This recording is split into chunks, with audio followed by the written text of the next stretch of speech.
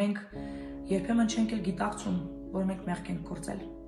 Մենք հաճախ ենք ինքներս մեզ ուրեմն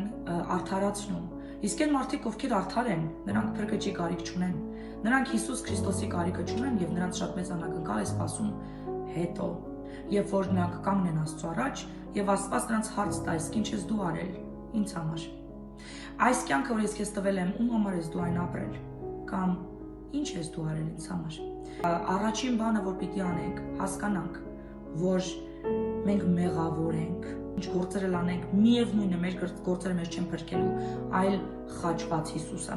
Եվ ավագ ուրբաթին, երբ որ մենք գնանք եւ ի հիշատակ այս խաչելույթյան մասնակցենք պատարագին կամ քարոզին, որտեղ որ լինում եք, եւ բացի ձեր աչքերը, խոներացրի ձեր սրտերը, մտածեք դրա մասին։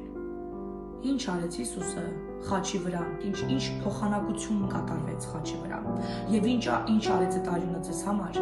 Այդ խորությունը հասկանալու համար առաջին հերթին մենք պետք է խոնարհեցնենք մեր անձերը։ Առաջին քայլը, որպեսզի մենք հասկանանք, որ մենք մեղավոր ենք։